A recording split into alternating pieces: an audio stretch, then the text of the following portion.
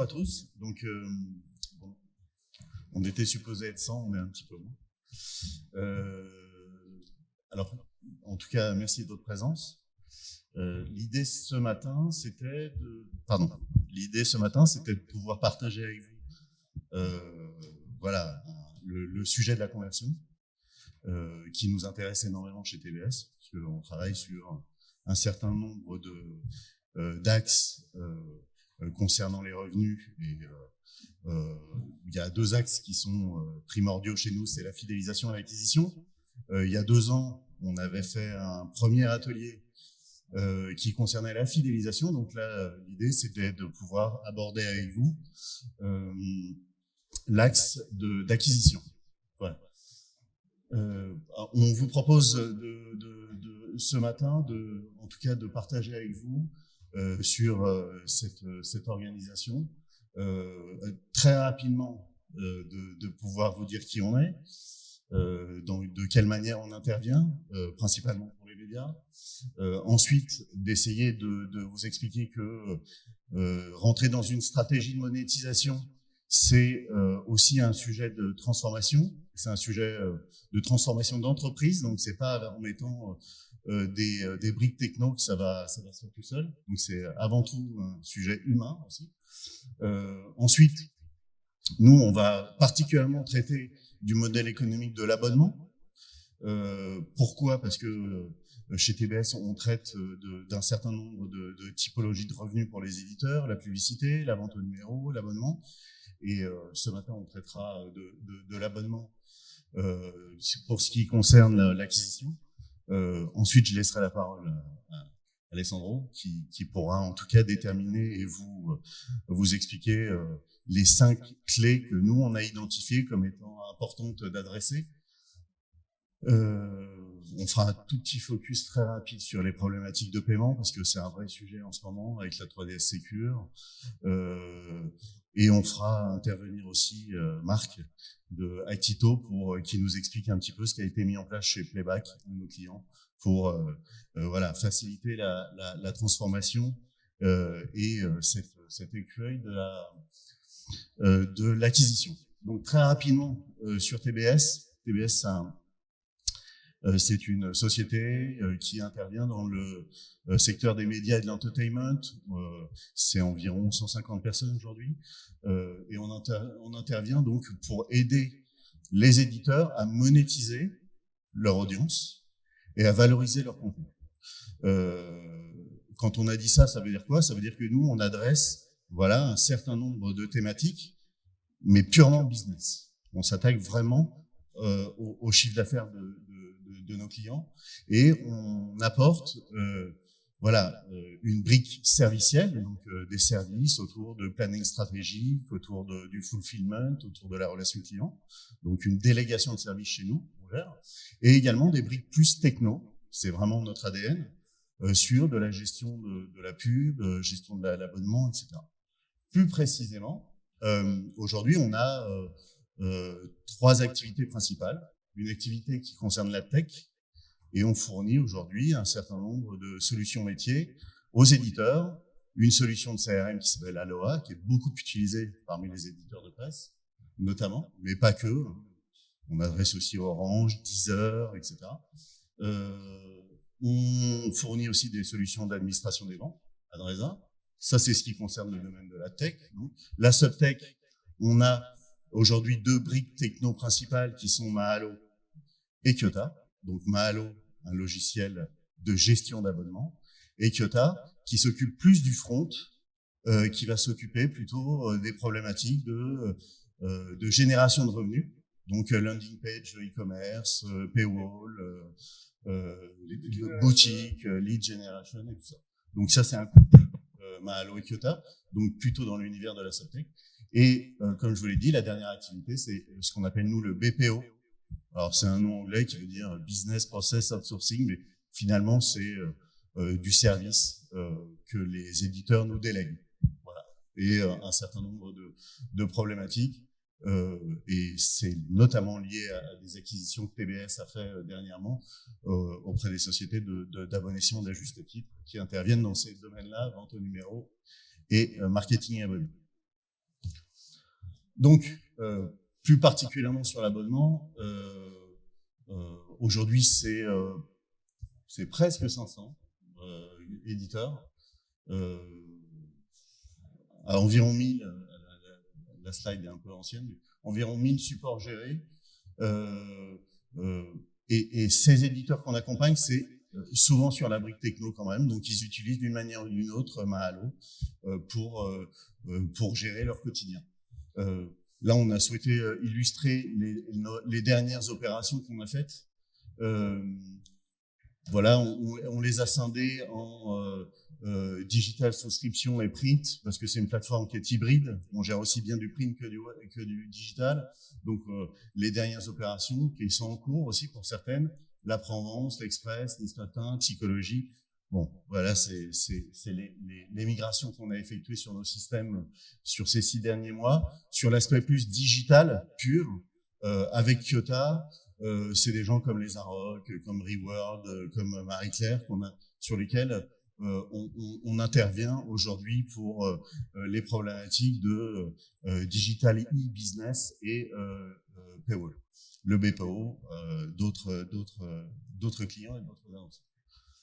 L'idée, pourquoi aujourd'hui, parce qu'on aurait pu traiter d'autres thématiques, pourquoi aujourd'hui on a décidé aussi de traiter de la problématique de l'abonnement? Parce que malgré tout, sur les canaux de revenus de nos clients, donc je le rappelle, hein, publicité, vente au numéro et abonnement, il y a deux canaux qui sont, on va dire, en consolidation, pour pas dire de gros mots, hein, mais en forte baisse, on peut le dire pour la publicité.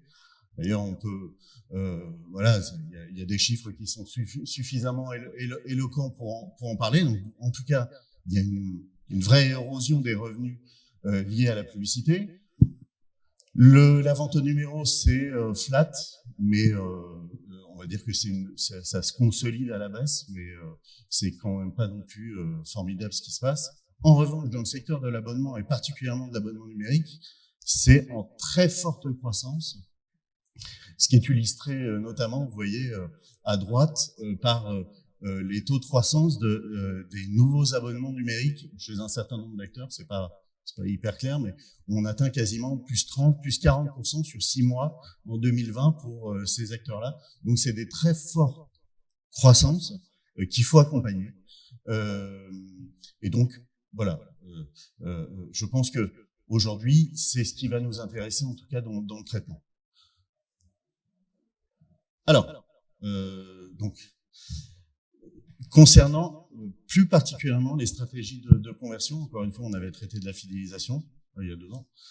Concernant les stratégies de conversion, on a mis, on n'a pas inventé, mais en tout cas, on s'appuie sur une philosophie qui est l'engagement progressif. C'est quoi un engagement progressif? C'est que nous, on a comme conviction chez TBS que on va pas partir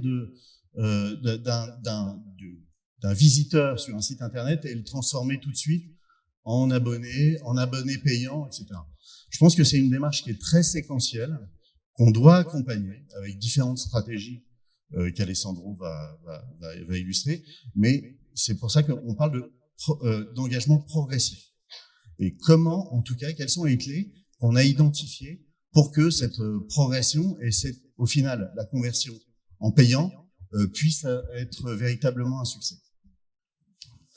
Après, je vais arrêter là, mais simplement cet élément-là, c'est avant tout, ça c'est une première conviction, c'est avant tout, comme je l'ai dit, un sujet humain. C'est un sujet de transformation, parce qu'une entreprise, voilà, c'est un organisme vivant. Donc, il s'agit de mobiliser les ressources en interne, de les faire adhérer à un projet. Pour ce qui nous intéresse ce matin, c'est dans le secteur des médias. Donc, ça veut dire qu'il va falloir aussi que les rédactions puissent adhérer à ce projet et à cette stratégie d'acquisition. Et donc, ça va aussi irriguer la manière dont ils vont pouvoir, en tout cas au quotidien, gérer leur contenu et se mobiliser en interne. C'est un vrai projet d'entreprise. En tout cas, c'est ce qu'on porte en termes de conviction.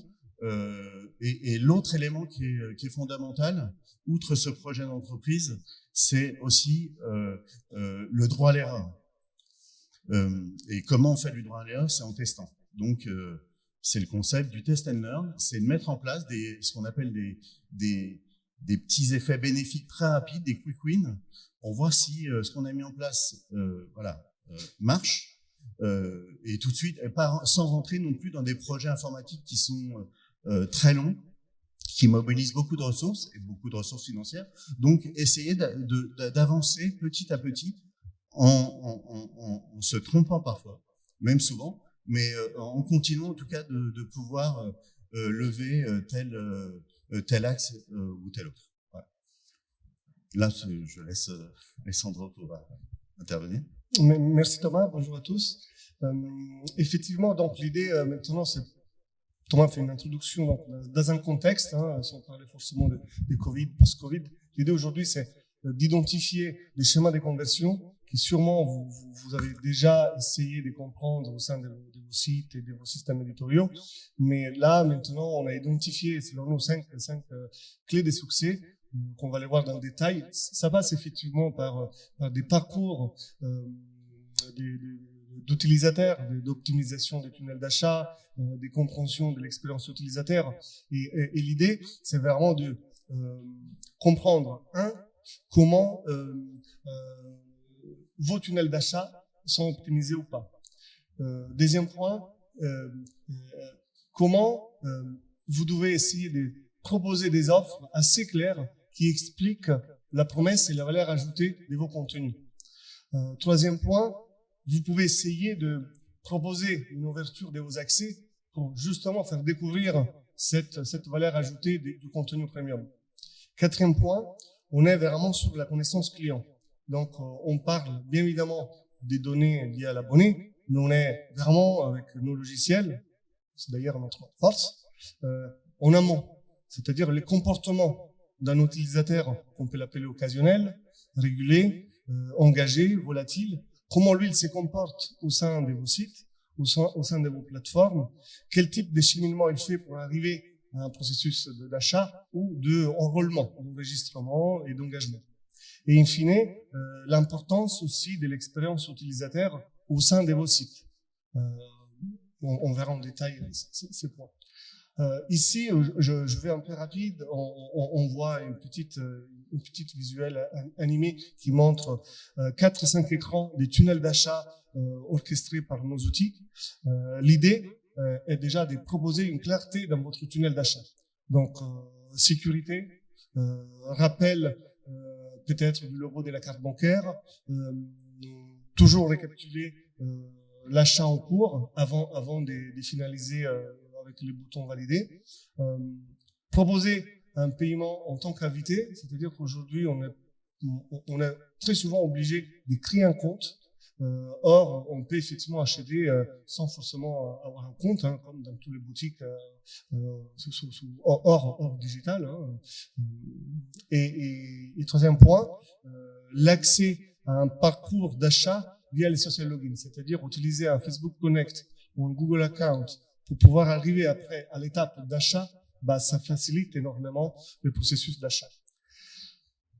Comment proposer des offres?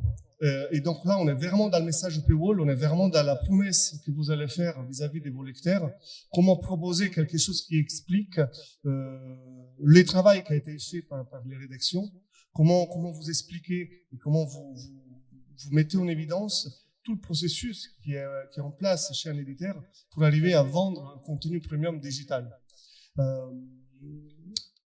Des exemples intéressants aussi qu'on a vus dans certaines études, c'est que au sein d'une promesse d'achat, donc d'abonnement papier ou numérique, identifier même avec une petite vidéo, avec une petite image où se trouvent les boutons pour se désabonner, peut augmenter jusqu'à 10% les taux d'acquisition, donc des transformations. Donc, il ne faut pas avoir peur de rappeler aux gens, et je pense que nous tous, on voit très bien comment ça fonctionne en Netflix, c'est rassurant, et au bout des 3-4 essais, on le garde. Il est très important aussi, dans un virage payant, en tout cas freemium, payant, voire 70-30 payant gratuit, de informer les lecteurs sur la valeur ajoutée du contenu premium. Donc, on arrive une première fois, le système peut détecter cette première visite, peut détecter cette première visite sous une laps de temps précis, et derrière, le lecteur a une vision de ce que le journal en ligne propose. Donc, pourquoi ce reportage était intéressant, pourquoi il y a eu un effort rédactionnel sur l'infographie, sur les podcasts. Donc, le contenu premium, la découverte d'un contenu premium peut effectivement favoriser la transformation. Un exemple intéressant sur un site média suédois, c'est la mise en place d'un time wall. Donc, consiste tout simplement à dire, lorsque les articles sont publiés, pendant 2-3 heures, ces articles publiés premium sont ouverts. Un emailing part à toute la base newsletter non abonnée. Ces utilisateurs vont donc aller sur le site, ça crée donc une fréquence de visites sur le site, et ils vont lire ces contenus. La soirée, il y a d'autres publications qui arrivent, une newsletter du soir, ces mêmes personnes sont sollicitées, vont revenir de manière intelligente. La rédaction et sa régence, comme disait Thomas, c'est un travail collaboratif entre les équipes. La rédaction met en place des articles qui ont forcément des liens avec des articles du jour d'avant ou du matin. Du coup, l'article publié est ouvert, mais l'article dans l'article est maintenant payant. Du coup, ça crée de la fréquence, donc ça montre le taux de rebond sur le site, et ça permet de convertir. La connaissance client, donc là aussi c'est très important, on est plutôt dans la rétention, donc travailler votre churn rate. L'idée ici, c'est plutôt de dire un abonné, je prends mon cas, je ne serai jamais 100% digital ou 100% papier. Pendant toute une vie, je peux être les deux, peut-être uniquement numérique soit un titre, peut-être uniquement papier soit un autre. Connaître donc un changement de vie, élargissement, la création d'une famille, déménagement, partir à l'étranger, c'est effectivement une information très intéressante pour pouvoir retenir les utilisateurs, les abonnés et augmenter le taux de rétention. L'importance de l'expérience utilisateur, ici on est vraiment sur les tunnels d'achat. Donc on était dans un prisme, ça date de quelques années, où la presse en ligne était orientée sur la quantité plutôt que la qualité. Donc, il fallait faire de la quantité d'articles pour avoir une quantité d'audience et une quantité d'annonceurs pour avoir du CPM très intéressant. Maintenant, faire un virage avec un business revenu entre publicité et abonnement, on est plutôt sur des articles de qualité. Donc, nous, on le voit avec nos statistiques, c'est très souvent les articles de niche qui ont peu d'audience qui génèrent de l'abonnement. Donc, c'est ces articles-là qui vont apporter une valeur ajoutée à votre base, à vos revenus abonnés. Des tunnels d'achat, donc ça, je pense que vous le faites, hein, mais c'est important de les rappeler, je ne le fais pas encore. Vous avez 3 offres, une offre 100% digitale, une offre printed digital, une offre uniquement vidéo, par exemple. C'est très important d'avoir des champs, un formulaire avec des champs dynamiques. Ça sert à rien proposer un code postal, une adresse postale et éventuellement la ville pour l'abonnement 100% digital. Un nom, un prénom, un email, un mot de passe, ça, avec les opt-ins qui vont avec, ça suffit largement. La qualification de ces contacts, parce que vous voulez faire du cross-sell dans un deuxième temps, vous le faites dans un deuxième temps. Ici, c'est plutôt des tendances, voire des statistiques intéressantes. Sans les détailler une par une, je vais plutôt vous dire un constat qu'on a fait maintenant depuis environ mars. Sachez que c'est l'année où la politique des SP2 sous l'authentification forte des paiements en ligne a été mise en place. Donc, on la connaît aussi comme sous le nom des 3D Secure. Nous, on a un constat déjà avec nos 5 providers de paiement, tout mélangé. Donc, Stripe, SlimPay, Payzen, PayPal. On peut arriver à un taux d'erreur. Alors, d'erreur, ce n'est pas d'erreur technique, hein, du process, des validations du 3D Secure, pour X raisons.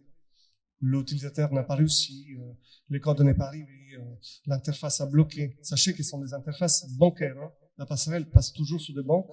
On peut arriver à des taux de 15-20% d'abandon. Donc, c'est quelque chose qu'il faut faire très attention. C'est très intéressant, du coup, de rappeler les taux de charme sur le marché, aujourd'hui, de l'industrie de l'abonnement. On est aux alentours de 5%. Parler aujourd'hui des propositions de réabonnement via des LICEPA, via du RIB, plutôt que de la carte bancaire, ça permet donc de résoudre deux problématiques. Les 3D Sécure en prélèvement et un taux de charme qui peut être plutôt aux alentours de 0,5%. Après, il y a des idées et des développements qu'il faudra faire dans les prochaines années. Nous, on a une vision du marché numérique. On le voit très bien avec des plateformes vidéo, des plateformes de musique. On va être obligé, de toute façon, de pousser des abonnements avec les mastodontes Google Pay et Apple Pay. Donc, que ça passe après par les achats in-app, que ça passe après par les e-wallets liés à nos téléphones, c'est quelque chose qu'il faudra mettre en place. Aujourd'hui, vous voyez, sur le marché français, quasiment personne dans ces tunnels d'achat intègre Apple Pay ou Google Pay. Et uniquement, et c'est quand même un nombre encore élevé, et il y a 13% des tunnels d'achat en France qui ne proposent pas des pavés numériques, qu'on seul moment de payer par carte bancaire. Et on bascule encore sur un clavier AZERTY et des boutons très petits. Je m'arrête là. Je pense que on peut un dernier point. Bien sûr. Sur très rapidement. Mettre en place une stratégie d'acquisition, de fidélisation, peu importe, ça nécessite en tout cas de pouvoir piloter et monitorer les actions que vous faites. Les monitorer, c'est avoir des indicateurs. Les indicateurs du marché, vous les connaissez, je les rappelle quand même, et ensuite je laisserai la parole rapidement à Marc, parce que son expertise est intéressante. Mais monitorer donc votre business au quotidien, ça utilise des notions qu'on appelle revenus moyens récurrents, revenus, en tout cas revenus mensuels récurrents, revenus annuels récurrents, MMR, MRA, le Customer Lifetime Value, le revenu que vous génère votre client, mais tout au long de sa vie, tout au long de votre relation commerciale. Ça, c'est des indicateurs qui sont très importants à maîtriser et sur lesquels, en tout cas, nos solutions, nos solutions peuvent proposer aujourd'hui ces KPI, ce qu'on appelle ces indicateurs, pour vous aider à piloter au quotidien votre business. Donc, c'est une petite digression. On parlait du tunnel d'achat, du panier d'achat, de paiement frictionless, donc sans friction, avec Apple, etc. Marc d'Actito, donc sur les problématiques d'acquisition, je crois que tu as travaillé là sur un sujet avec Playback, notamment, qu'on co-suit, oui. pour améliorer ces taux d'acquisition, notamment via leur système e-commerce. Est-ce que tu peux nous expliquer un petit peu ce que vous avez mis en place? Bonjour à tous. Donc, Marc Desenfants, moi je suis le directeur d'Actito, qui est une solution d'activation pour les médias en particulier. On a une solution Actito Média qui permet d'animer les abonnés, mais aussi les prospects lorsqu'on veut augmenter les taux de conversion. Donc effectivement, on a un connecteur avec les solutions de TBS Group, que ce soit Kyota ou Maloa, qui permet d'alimenter directement Actito et de déclencher des scénarios basés sur les données que TBS récolte, notamment lorsqu'on est dans les parcours d'achat, tout ce qui va être les scénarios clés qui sont les scénarios de relance de panier abandonné. Donc c'est le premier scénario qu'on a mis en place avec Playback. Donc les lecteurs arrivent sur le paywall et il y a un taux de rebond. Et c'est important d'essayer de capter ces personnes et de les relancer immédiatement. Et on voit d'ailleurs l'importance de le faire très vite, puisque sur Playback, lorsqu'on fait la relance de panier le jour même, on a des taux d'ouverture des messages de 60% et des taux de conversion in fine de 8%. Et mettre en place ce type de module, ça prend combien de temps? Alors, grâce au connecteur avec TBS, la plateforme Actito, elle a été live avec l'ensemble des flux de données synchronisés en 2 mois. Donc ça a été extrêmement rapide et Playback, qui auparavant était sur une grosse solution américaine très lourde à manipuler, aujourd'hui peut mettre en place des scénarios notamment d'A/B testing beaucoup plus agiles et en comparant par exemple les performances d'un scénario de relance de panier abandonné le jour même par rapport à J+1, par rapport à J+3, qu'est-ce qui est le plus efficace? Est-ce qu'il faut faire 1 message, 2 messages, 3 messages? À quel moment on sature ou pas le lecteur? Et les résultats alors? C'est ce que je disais tout à l'heure, ils ont 8% de conversion sur ces scénarios quand c'est envoyé le jour même, ce qui est évidemment colossal par rapport au volume qui passe et qui rebondit sur les pages. Donc ça permet d'augmenter significativement le chiffre d'affaires d'acquisition. D'accord, c'est parfait. Donc comme on l'a vu ce matin, c'est au travers de solutions techno, mais c'est au travers également un peu plus holistique de l'humain, un vrai travail humain qui est important, qu'il faut faire intervenir au sein aussi bien de chez les éditeurs que chez vos prestataires, que vous allez pouvoir en tout cas mettre en place ces stratégies et l'un cannibalise. J'ai du mal ce matin. Peu importe, vous voyez où je veux en venir.